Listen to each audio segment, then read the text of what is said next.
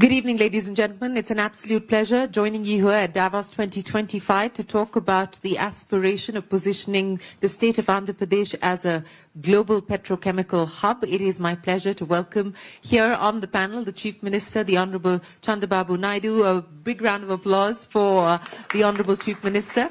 And I have with me a special set of panelists who are going to discuss, elaborate and share their insights on why they believe that India is positioned to leverage on the opportunity that presents itself, and why the state of Andhra Pradesh specifically has the advantage of positioning itself as a petrochemical hub. But before I get to my panelists, let me address that very same question to the Chief Minister.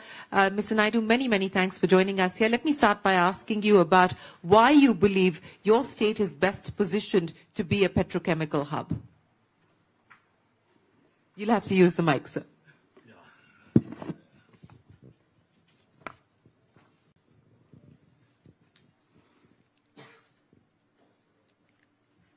Good evening. As you rightly mentioned,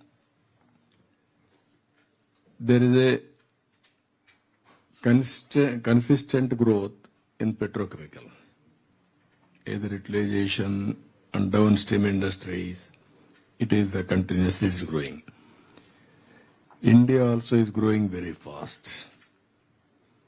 If you see as on today, 5th largest economy, 3rd largest purchasing power parity. Another 2 years' time or 3 years' time maximum, India will become 3rd largest economy. Our Honorable Prime Minister is promoting, and in a big way, not only one or two sectors, overall development of the country. Now growth rate is very impressive. Even people are projecting by 2028 incremental growth rate. Compared to any other country, India will be the highest. So with all these things, again, petrochemicals is growing at the rate of CAGR 7.3%. Even in India, it is growing better than that. So by even contributors for India, 6% to GDP, 5 million people employment, investments also 87 billion, and also by 2040, around 1 trillion industry. These are all very important notable points. As on today, we are having Visakhapatnam, HPCL or BPCL? HPCL. And also now BPCL is coming to Ramayanpatnam. That is what we are working with them. Already started around 90,000 crores. And if they bring partners, it will be better than that. So if you can see in all round, petrochemical is inevitable.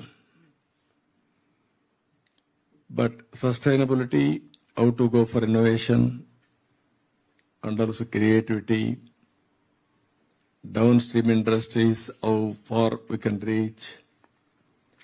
We have to balance long term, short term. Some people may have some doubts about green energy is coming. Is there any impact? According to me, there won't be much impact. Parallelly, either green energy and also petrochemical will move forward. That is what is showing as on today. So that is where, for me, personal gain is employment, contribution to my GSDP, and also economy will boost. That is the work we are doing now. Once port BPCL is coming, then port will be viable. Then that port will become Ramayanpatnam will become a township itself. We are having sea coast, nearly 1,000 kilometers. As on today, 5-6 good ports are there. Another 3 ports are under construction. Around 10 ports will come. For petrochemicals, compulsorily port is necessary. So, with the next one is not only BPCL, petrochemical, and also other industry will come. Then automatically that ecosystem will emerge. That is the biggest advantage we are going to gain. That's why we are promoting, not only promoting, but they are also showing interest. Andhra is the best. I am very happy. It is a win-win situation.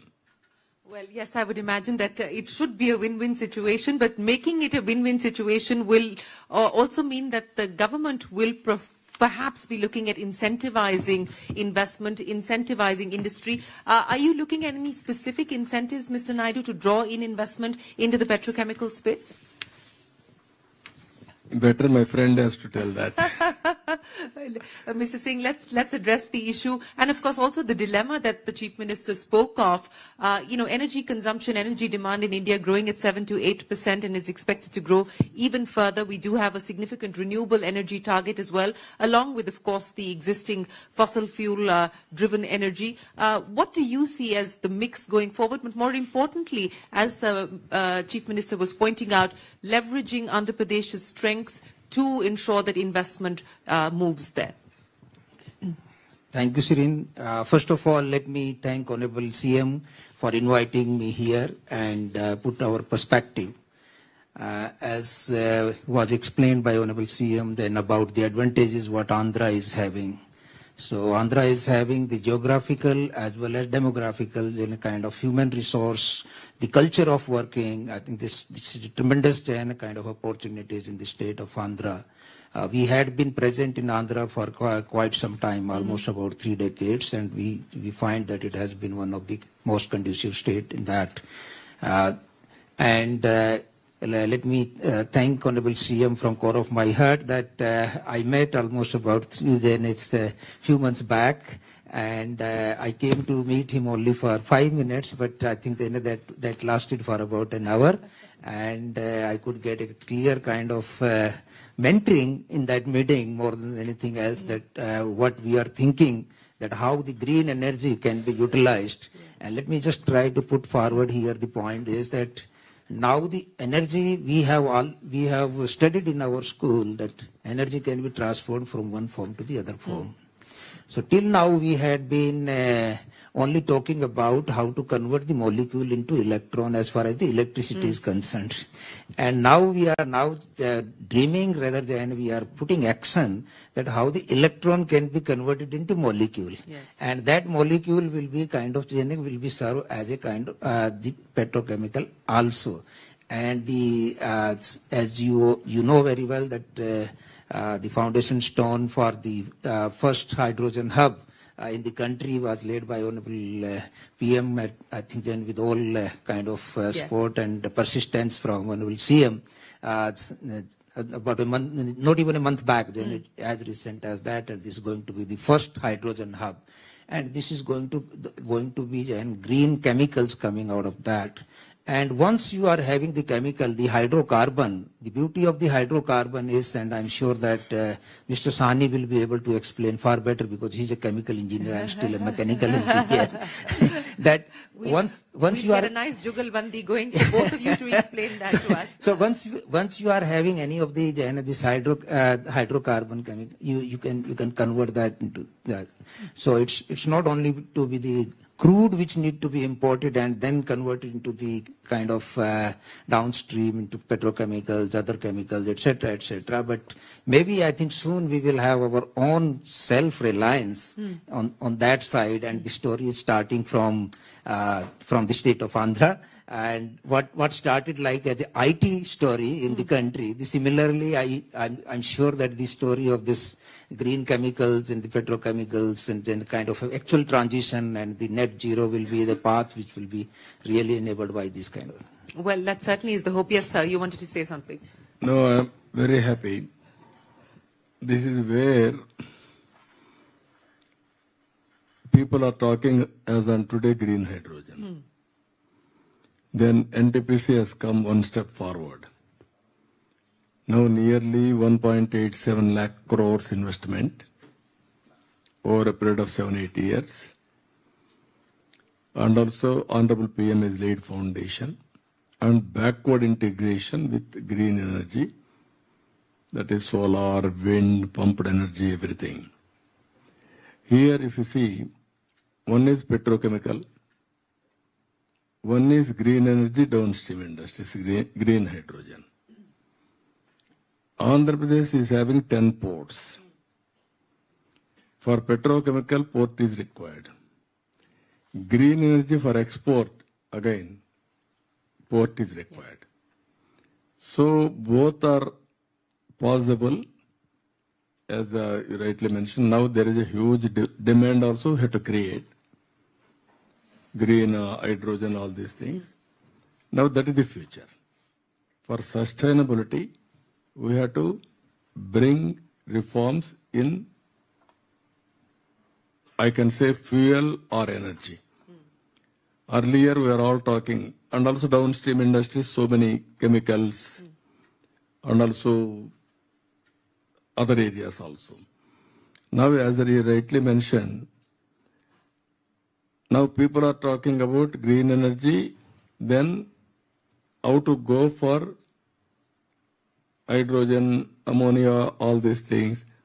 If necessary, how to convert again power. This is a very interesting situation is happening today now. Yes. For that, Andhra Pradesh is the leader. 30% of green energy, green hydrogen by 2030, Andhra Pradesh is going to add in the country. We are proud of it. 1/3 from Andhra Pradesh. Well, that is a big target that you've set, Mr. Naidu, as far as green hydrogen is concerned, and that is something that the government of India at the center has also been backing. And of course, India has the aspiration of being the lowest cost producer of green hydrogen. We've already seen a production-linked incentive scheme by the central government for electrolyzers to deal with green hydrogen. But Mr. Sani, let's take that jugalbandi forward now, adding to what we heard there from Mr. Singh as well as from the Chief Minister on what we need to do next now to ensure that these targets are in fact realized. Yeah, thanks, Shireen, and thank you, sir, for inviting us here. I'll talk more about the petrochemical side. Sir, as you rightly said, that once there are 3-4 imperatives which are required for developing a petrochemical hub, which Andhra Pradesh and sir, your vision aspires to be. The first and foremost is the feedstock. The feedstock, as you rightly said, that with the refinery coming in and the petchem cracker coming in at the cost of around $10 billion. So that will provide an anchor for all your petrochemical dreams going forward. That is one thing. But sir, in the downstream, because this we have witnessed in several places, that until unless the downstream infrastructure is ready and kicking, then we are not able to realize the whole potential of the feedstock that is available there, sir. That is one. One is infrastructure in terms of roads, ports, which I am sure, sir, you are taking care of, and you have already mentioned that you will be having ample of them. The roads connecting to ports themselves, and those are all will be taken care. I am very sure, sir, with your visionary leadership, it will be done, sir. The other part is, sir, what is required is market. Once we go into downstream, then the downstream market has to be ready to receive those kind of products. And especially in southern India, we know the markets that around 20-25% of the petchem consumption happens in Andhra, Telangana, Tamil Nadu, and Karnataka. These are the 3-4 states wherein 20-25% of the consumption of petrochemical is happening, and we don't have any production capacity of petrochemicals downside of India's anywhere. Only MRPL is one small exception. Otherwise, that is Mangalore. So otherwise, we don't have many petrochemical industries downstream, but consumers are there. Right. So that is one. Plus, sir, for the vision, for realizing your vision of a petrochemical hub, a large kicking petrochemical hub, for example, whether it is Port of Antwerp or it is Zurang Island or Port of Houston. These are the 3 very good examples across the world which are developed as petrochemical hubs as you are envisioning, sir. So for that, sir, there is a need for having a anchor who is ready to provide the common facilities, the utilities, the effluent treatment plants, the power, the water, the treated water, the potable water, the light, the lightning, the area development, all those kinds of common facilities. Somebody has to do it. But the dilemma here comes that when one person starts doing it, or one company starts doing it, they are looking for the consumer also. So it's a conventional chicken and egg story. So for that, sir, I can only humbly suggest, sir, that when we move forward, we'll have to have a system wherein we will have to bring in a utility provider, maybe a couple of them or maybe more of them, and then we have to give them some assurance of offtake. That yes, for the initial 5 years I will support you, or initial 7 years I will support you. And then with that assurance, I go to the investors, because there will be n number of investors which will be required to come at the downstream. Just taking out, like putting up a $10 billion facility and hoping that something will happen, it will not happen, sir. We'll have to actively entice, we'll have to actively bring people there, and we'll have, and this is the biggest carrot that is there, that your utilities and your common facilities, you don't have to invest on them. You only have to give the OPEX. You only have to pay for the money that you use, and you will be ready to go. It's a kind of a plug and play kind of a system. That, in our experience, I have seen across various petrochemical hubs. That is the way it works. Maybe we can, going further, we can work on that. Thank you. Sir, you wanted to come in on that? No, as you rightly mentioned, always, petrochemical is one. Or green energy, green hydrogen is one stream. Then downstream industries, how to go about, how to create that ecosystem. One is infrastructure, one is downstream industries, promotion, and at the same time creating market also. Then only it will be sustainable venture. Yeah. So that is where, as you rightly mentioned, for the last 15 years we are talking, we have stopped at one level. If you go to Singapore, that is one of the best Jurong island. They have done very well. We want to bring similar to India for the last 10 years. We are unable to bring as on today. So what has been the biggest deterrent? Why you haven't been able to do what you envisioned doing over the course of a decade? sometimes that eco players, now BPCL has come, Ramayampatnam they are doing. Now they may need some more technological partners or downstream industries, how to bring them as a consortium. That is another area. Now NTPC is going. Now they have to create market also simultaneously, downstream industries, but there is a future. Initial mover will have an advantage. And at the same time, initial mover will have a tough time to break through.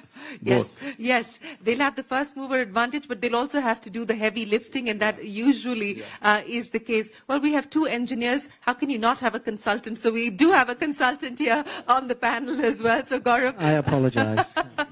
Not at all. But in light of what you've heard so far, and you're based in Singapore, we were just giving the Singapore example as well. Take me through how you see this problem and how we should be addressing it. Well, I'm not only not an engineer, I studied philosophy, so that makes the I two think of I'm us, really by the on way. the opposite end of the spectrum.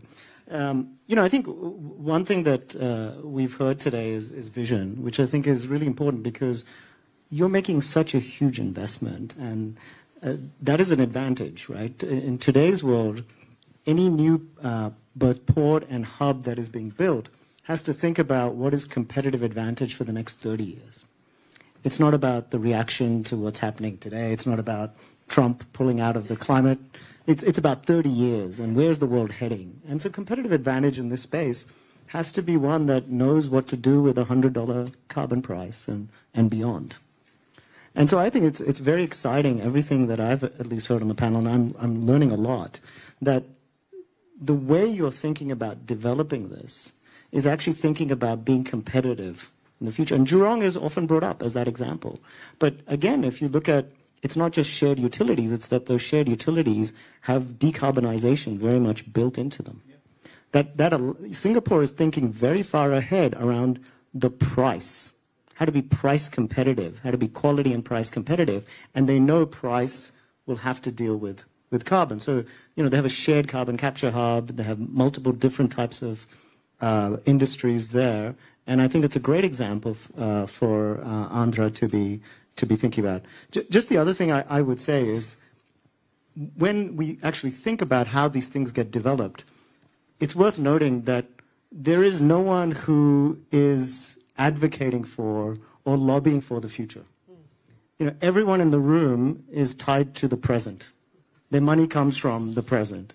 And so as we think about what are the types of investments needed to be cost competitive for 3 decades, we have to be thinking about the people who are not in the room. And that is a lot of what I think Singapore thinks about. To some extent, it is what has allowed even the American sort of Gulf hub to also be successful, is this idea of the innovation you need to win the future. And so I think it'd be great to also be thinking about how we drive innovation into this market. No, absolutely. I think innovation is very, very important. The future is very important, but you need cash flows to fund the present in order for you to fund the future as well. And I think that was the point that was being made by Mr. Singh and Mr. Sani as well. But let's talk about the NTPC example, Mr. Singh, and let's use that as a used case to try and envision what we can possibly do to marry the needs of renewable energy, the needs of the consumption that is expected to move higher, but also to leverage the strengths that Mr. Naidu just spoke of.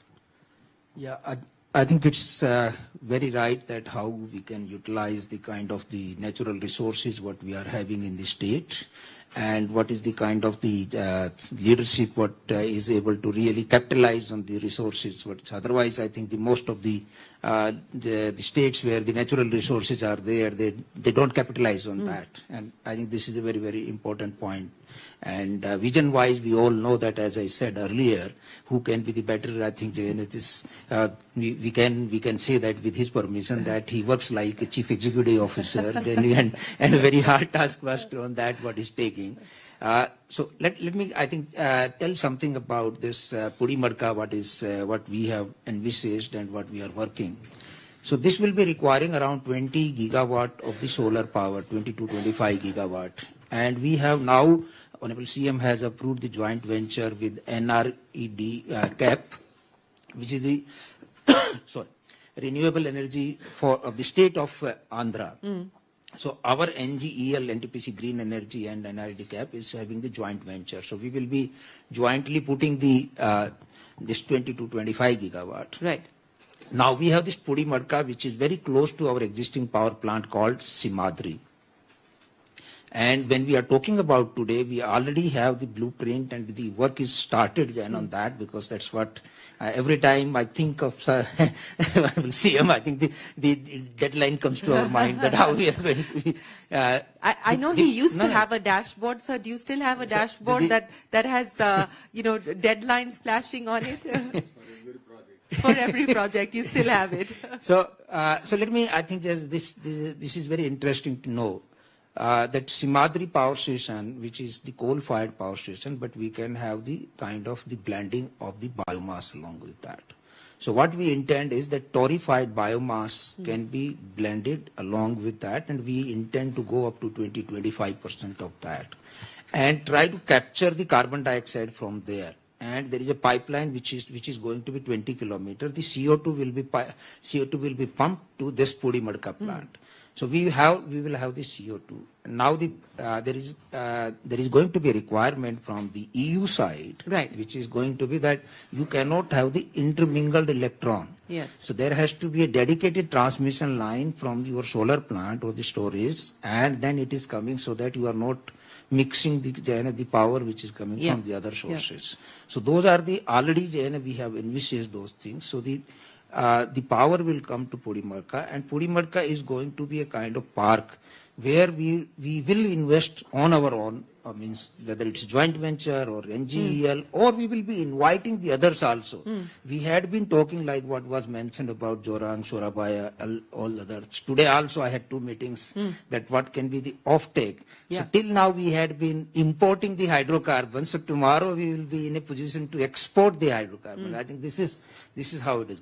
So let me, I think, add hurriedly here that you had been following very closely this renewable energy about 10, 12 years back. Everybody was very apprehensive. And don't get any kind of surprise that after 10, 15 years, you will find that our natural resources will be harnessed in a way that we are not dependent on the exports for this hydrocarbon on that side. Yeah. So what we have envisaged, this is going to be in the 3 stages. So it's already there some of the infrastructure work which is going on at present. We have started some work on that. This will be approximately 700 crore, something like that by 26. This is this year, next year. Then the first phase, and it's when there will be methanol and ethanol kind. That is. And then the real value addition will be coming from the sustainable aviation fuel and the green urea, which is not only, this is the real downstream on that, which you can also, the agriculture will also be helped on a large way. So this is a very ideal location, and this location was supposed to be for imported coal-based power plant. Yes. So which, with blessing from Honorable CM, we had been able to really convert this site, and the approval has been now given that it will be now the green hydrogen hub, and that will be instead of importing the coal, which is the carbon, we will be able to export from there. So that is what the vision is.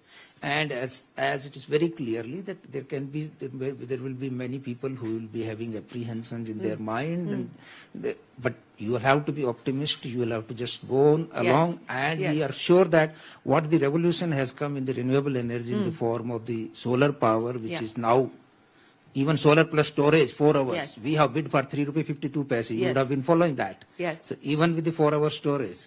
So maybe I think this is going to prove to be a very, very powerful tool for the self-reliant India. So that is what I think Bharat ka jo Atmanirbharta jo hai, wo, I think that is what is going to be the key factor. You gave us the context of what is happening on the renewable energy side. The government, of course, has a target of 500 gigawatts, and what we're being able to do currently is about between 25 to 30 gigawatts annually, and the hope is that we'll be able to get to 50 gigawatts soon. And plenty that's happened on that side as far as manufacturing in India is concerned, which has dropped prices significantly when we talk about energy. Mr. Naidu, you wanted to make a comment on what you heard there from Mr. Singh? No, I entirely agree with Singh. In green energy, green hydrogen, I am very happy to inform India is taking lead. People are talking. Now green hydrogen, they started, they are working. Even one more company, Greenco, they are back and they are having green energy. Now they are going for green hydrogen, downstream, ammonia, other areas. Then people will think, where is the market? How to go? There is market. Is it affordable or not? There is another question mark. So with all these things, what I wanted to impress everybody, originally around 10 years back or maximum 15 years back, solar power 15 rupees, 16 rupees unit, prohibitive cost. Then nobody used to talk about it. Around again 2014, we thought innovative ways how to reduce the cost, go for scaling. Then we have gone in a big way, solar, wind, all these things. Around 2018, I announced unit cost will come down around 1 rupee 50 paisa to 2 rupees. Today, around 2 rupees, 2 rupees 30 paisa, 40 paisa, it has come. One story I will tell you. Yes. When telecom revolution, at that time I was responsible, I gave Vajpayee ji to go for deregulation of telecommunication sector in India. Then he agreed, he has deregulated, transformed the sector. At that time, ordinary phone, 20,000 rupees. Luxurious. Then I met Dhirubhai Ambani ji. I met him, I told him, technology is fast changing. As on today, news channels are coming. It will go to satellite. From there it is coming. Voice is coming through BSNL lines. Data is coming differently. Tomorrow convergence is coming. All voice, video, or text, everything will come automatically. Bandwidth, if you seek fiber, originally we used to use copper.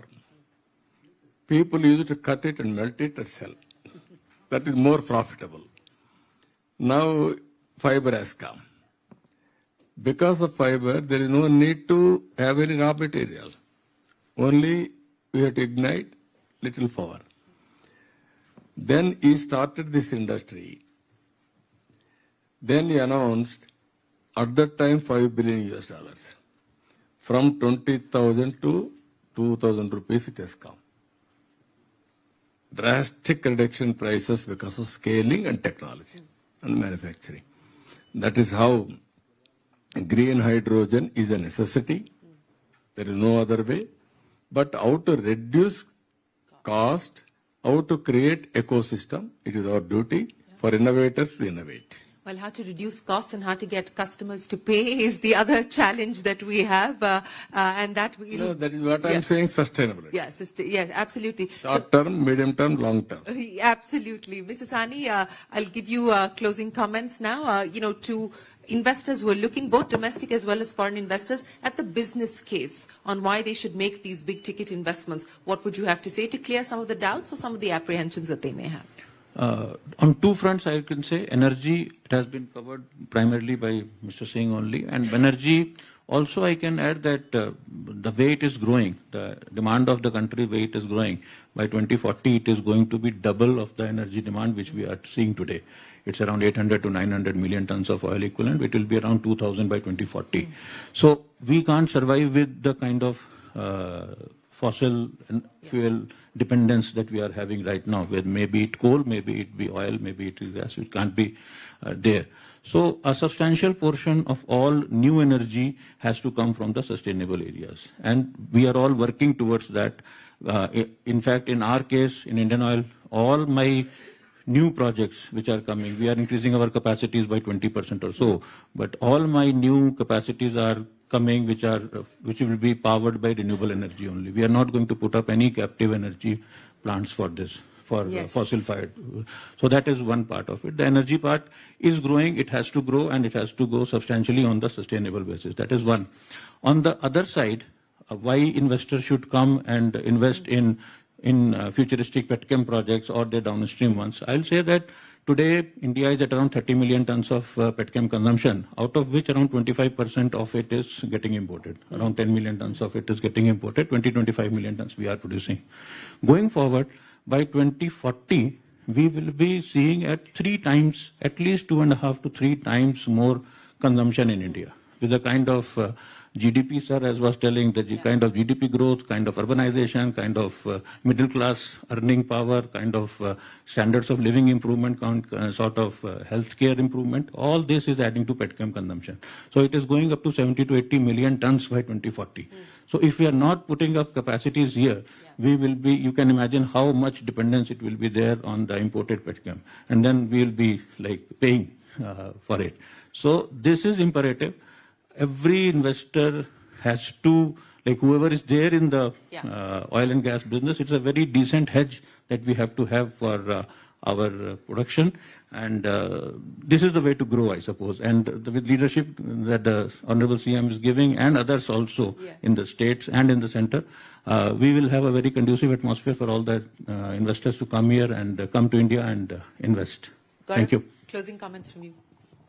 Well, I've seen the Honorable CM's aspirations before on IT, and it's, what's amazing about it is it's not about winning the domestic market. It's not about being the best state in India. It's about being the best. And I think this brings us back to this idea of how does the hub be competitive globally, right? And I think with in 2027, chemicals will be part of the carbon adjustment mechanism in Europe. I mean, they haven't announced it, but they've certainly hinted at it.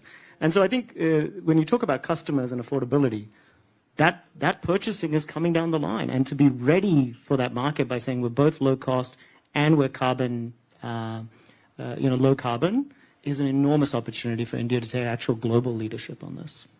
Mr. Naidu, I'll give you the closing comments, sir, the final say, your pitch to investors who are looking at the state of Andhra Pradesh and specifically at the petchem sector. I entirely agree with all speakers. Sustainability, short term, medium term, long term. Sustainability with environment link also is important. Petrochemical, being a petrochemical man, IOC, is using green energy. That is a reality. Whenever it is affordable, is using. Whenever it is a must, is going for petrochemical. Now, recent times, you have seen Silicon Valley. There is no water. Environmental imbalance. Because of that fire, how much loss? 4 lakh crores. Now, because of environment, cloud bursting. At a place, 30 centimeters, 40 centimeters. That is another problem. For all these things, you cannot misuse nature. You have to protect nature. For everything, there is some price. We have to correct that price, right time. Then it will be a win-win situation. That is what is happening now. Even Paris Agreement, all these things. Everything is a matter of time. Yes. Originally, everybody used to heckle me when I used to talk about information technology. Yeah. Today, everybody is linked with information technology. Otherwise, he cannot perform. So it is which is good. Phase 1, which is the next, it is a matter of time. And also we have to work in that direction. It is a reality. Petrochemical has to go. Yeah. Green energy has to come. Both has to manage simultaneously for transition period. That is my assessment. Well, thank you very much, Mr. Naidu. We hope that the sun does rise on the ambition and the aspiration of making Andhra Pradesh a petrochemical hub. But appreciate your time and your thoughts, and my many thanks to the... Not only petrochemical hub, green hydrogen hub also. Green hydrogen hub also. For sustainability, be clear. Not only one, both managing simultaneously. Absolutely. Sir, just one word. Even then we have the joint venture, IOCL and NTPC, and we are giving that power. Yes, so we need a symbiotic relationship. We need a symbiotic relationship. But thank you so much, gentlemen, for joining us here today. And thank you very much for giving us an insight into where things stand for the market, but more importantly, what the future looks like. Appreciate your time. Ladies and gentlemen, a big round of applause for our panel this afternoon. Thank you, sir.